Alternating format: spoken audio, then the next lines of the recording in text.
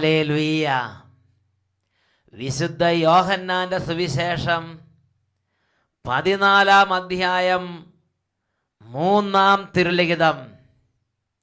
ഞാൻ പോയി സ്ഥലമൊരുക്കി കഴിയുമ്പോൾ ഞാൻ ആയിരിക്കുന്നിടത്ത് നിങ്ങളും ആയിരിക്കേണ്ടതിന് ഞാൻ വീണ്ടും വന്ന് നിങ്ങളെയും കൂട്ടിക്കൊണ്ടു പോകും എന്നരുളി ചെയ്ത യേശുക്രിസ്തുവിൻ്റെ അത്ഭുത നാമത്തിൽ നിങ്ങൾക്കേവർക്കും കൃപയും സമാധാനവും. Praise the Lord. വെളിപാടിൻ്റെ പുസ്തകത്തിൽ 2 അധ്യായത്തിൽ 17 തിരുലിഖിതം. വിജയം വരിക്കുന്നവന് ഞാൻ നിഗൂഢ മന്ന നൽകും, ഒരു വെള്ളക്കല്ലും ഞാൻ അവന് കൊടുക്കും, അതിൽ ഒരു പുതിയ പേര് കൊത്തിയിരിക്കും. അതെന്തെന്ന് സ്വീകരിക്കുന്നവനൊഴികെ മറ്റാരും അറിയുകയില്ല. Praise the Lord. ഹല്ലേലൂയ. പ്രിയപ്പെട്ട സഹോദരങ്ങളെ, ഇന്ന് നാം സ്വർഗത്തെക്കുറിച്ചാണ് ചിന്തിക്കുന്നത്. കൊരിന്ത്യക്കാർക്ക് എഴുതിയ 1 ലേഖനത്തിൽ 2 അധ്യായത്തിൽ 9 തിരുലിഖിതം എഴുതപ്പെട്ടിരിക്കുന്നത് പോലെ ദൈവം തന്നെ സ്നേഹിക്കുന്നവർക്ക് വേണ്ടി സജ്ജീകരിച്ചിരിക്കുന്നവ കണ്ണുകൾ കാണുകയോ ചെവികൾ കേൾക്കുകയോ മനുഷ്യഹൃദയം ഗ്രഹിക്കുകയോ ചെയ്തിട്ടില്ല. പ്രിയപ്പെട്ട സഹോദരങ്ങളെ, അടിസ്ഥാനപരമായി ഞാനും നിങ്ങളും ഒരു കാര്യം മനസ്സിലാക്കണം. ദൈവം തന്നെ സ്നേഹിക്കുന്നവർക്ക് വേണ്ടി സ്വർഗരാജ്യം സജ്ജീകരിച്ചിട്ടുണ്ട്. എനിക്കും നിങ്ങൾക്കും വേണ്ടി ദൈവം സജ്ജീകരിച്ചിരിക്കുന്ന സ്ഥലത്തിൻ്റെ പേരാണ് സ്വർഗം, സ്വർഗരാജ്യം. ഹല്ലേലൂയ. പ്രിയപ്പെട്ട സഹോദരങ്ങളെ, ഇതിനെക്കുറിച്ച് തിരുസഭാ മാതാവ് കത്തോലിക്ക സഭയുടെ മതബോധന ഗ്രന്ഥം എന്ന ഈ പുസ്തകത്തിൽ 1023 ഖണ്ഡികയിൽ ഇങ്ങനെയാണ് പഠിപ്പിക്കുന്നത്: ദൈവത്തിൻ്റെ കൃപാവരത്തിലും സൗഹൃദത്തിലും മരിക്കുകയും പൂർണ്ണമായി വിശുദ്ധീകരിക്കപ്പെടുകയും ചെയ്യുന്നവർ ക്രിസ്തുവിനോട് കൂടെ എന്നേക്കും ജീവിക്കുന്നു. അവർ എന്നേക്കും ദൈവത്തെ പോലെയാണ്. എന്തെന്നാൽ അവിടുന്ന് ആയിരിക്കുന്നത് പോലെ അവർ അവിടുത്തെ മുഖാഭിമുഖം കാണുകയും ചെയ്യുന്നു. ഹല്ലേലൂയ. വീണ്ടും കത്തോലിക്ക സഭയുടെ മതബോധന ഗ്രന്ഥത്തിൽ 10:24 പഠിപ്പിക്കുകയാണ്: പരിശുദ്ധ ത്രിത്വത്തോടൊപ്പമുള്ള പൂർണ്ണമായ ഈ ജീവിതം കന്യകാ മറിയത്തോടും മാലാഖമാരോടും എല്ലാ വിശുദ്ധരോടും ഒപ്പമുള്ള ത്രിത്വത്തോടുള്ള ജീവന്റെയും സ്നേഹത്തിൻ്റെയും സംസർഗം സ്വർഗമെന്ന് വിളിക്കപ്പെടുന്നു. അഗാധതമങ്ങളായ മാനുഷിക അഭിലാഷങ്ങളുടെ പരമാന്തവും നിറവേറലുമാണ് സ്വർഗം. പരമവും സുനിശ്ചിതവുമായ സന്തോഷത്തിൻ്റെ അവസ്ഥയാണത്. ഹല്ലേലൂയ. വേറൊരു വാക്കി പറഞ്ഞാൽ സ്വർഗം എന്താണെന്നുള്ളത് വളരെ ഒറ്റ സെന്റൻസിൽ കത്തോലിക്ക സഭയുടെ മതബോധന ഗ്രന്ഥം 10:27 ഖണ്ഡികയിൽ പഠിപ്പിക്കുന്നുണ്ട്: ദൈവത്തോടും ക്രിസ്തുവിലുള്ള എല്ലാവരോടും ഒപ്പമുള്ള ഭാഗ്യപ്പെട്ട ജീവിതം.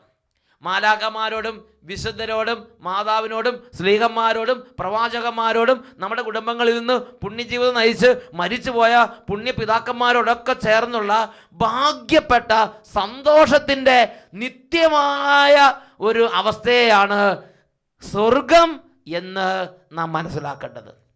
ഹല്ലേലൂയ. ഇതിനെക്കുറിച്ച് നമുക്ക് നേരെ അവിടെ പോയി നേരിട്ട് കണ്ട് മനസ്സിലാക്കി ഒരു റിപ്പോർട്ട് തരാൻ നമുക്ക് ആരും ഇല്ലാതെ പോയി. Praise the Lord.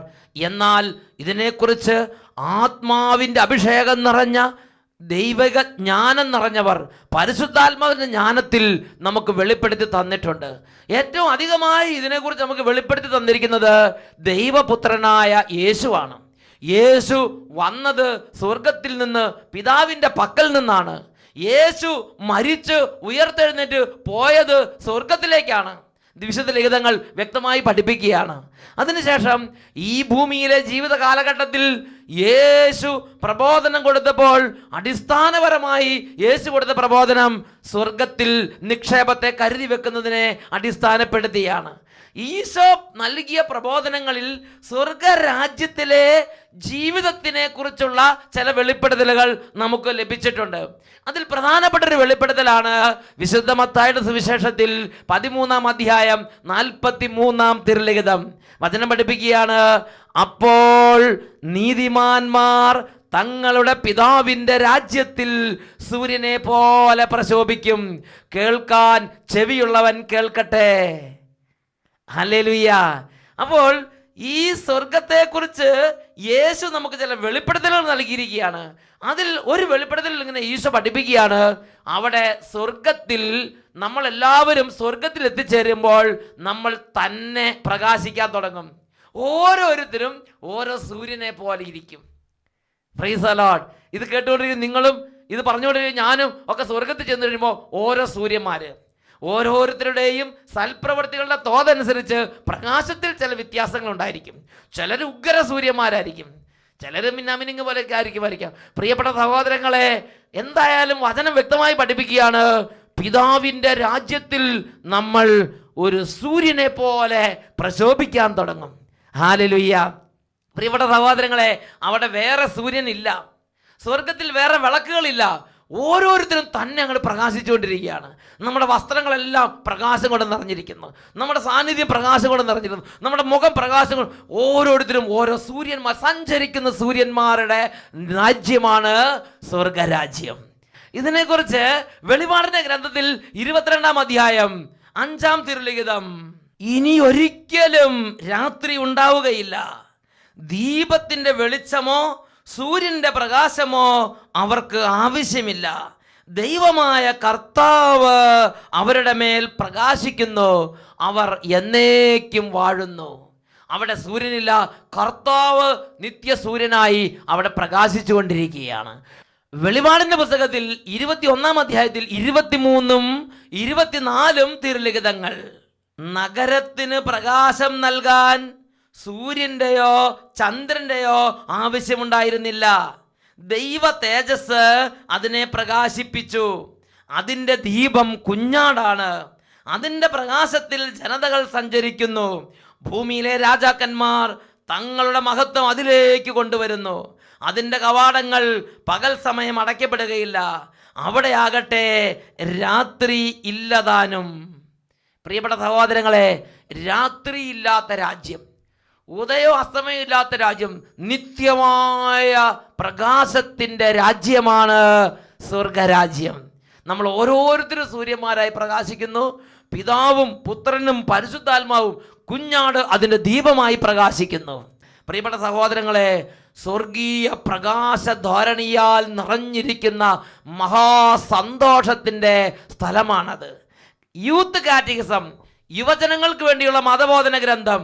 ആ മതബോധന ഗ്രന്ഥത്തിൽ മാർപ്പാപ്പ ലോകമെമ്പാടുമുള്ള യുവജനങ്ങളോട് സ്വർഗത്തെക്കുറിച്ച് പഠിപ്പിക്കുന്ന ഒരു ഭാഗമുണ്ട്. യുവജനങ്ങളുടെ മതബോധന ഗ്രന്ഥത്തിൽ 158-ാമത്തെ ഖണ്ഡിക, യു കാറ്റ് എന്ന ആ പുസ്തകത്തിൽ 158-ാമത്തെ ഖണ്ഡികയിൽ മാർപ്പാപ്പ പഠിപ്പിക്കുകയാണ്, എല്ലാ മാലാഖമാരോടും വിശുദ്ധരോടും കൂടെ ദൈവത്തോടൊപ്പം നമുക്ക് എന്നേക്കും സന്തോഷിക്കാൻ കഴിയും. ആ അവസ്ഥയുടെ പേരാണ് സ്വർഗം. Praise the Lord. വീണ്ടും ഈ പുസ്തകത്തിൽ, യു കാറ്റ് എന്ന പുസ്തകത്തിൽ, C.S. ലേവിസ് എന്ന മഹാപണ്ഡിതൻ സ്വർഗത്തെക്കുറിച്ച് പഠിപ്പിച്ചിരിക്കുകയാണ്.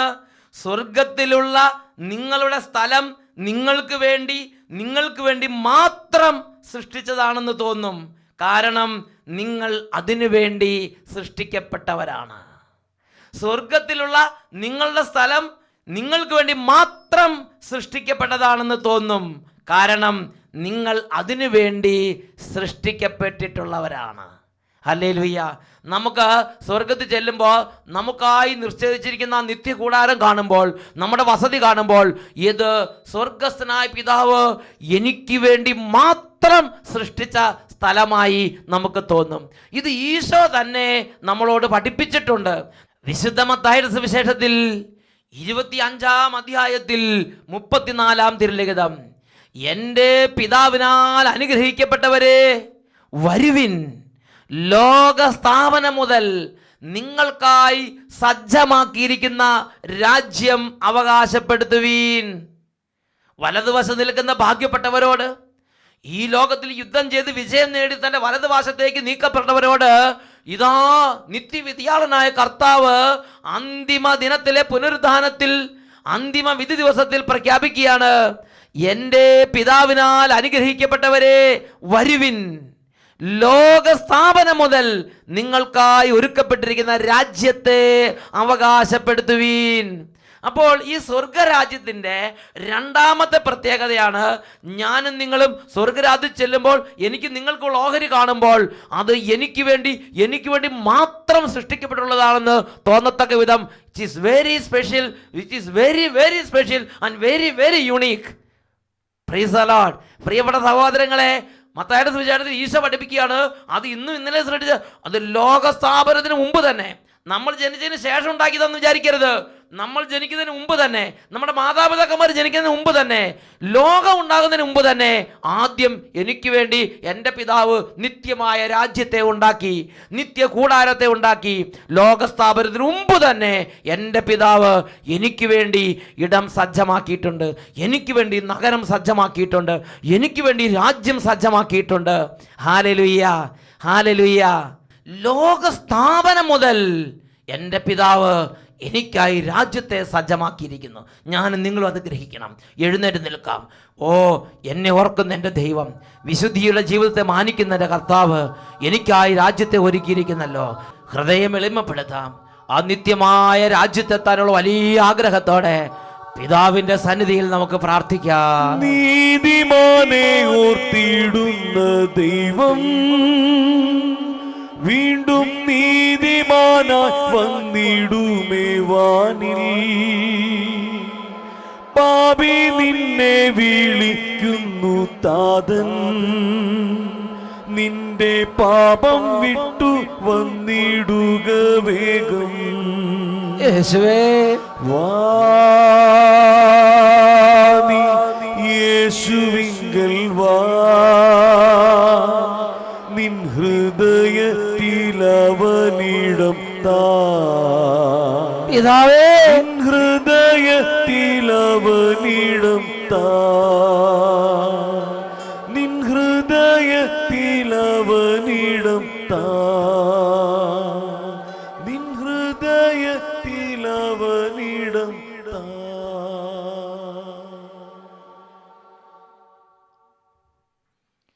Praise the Lord.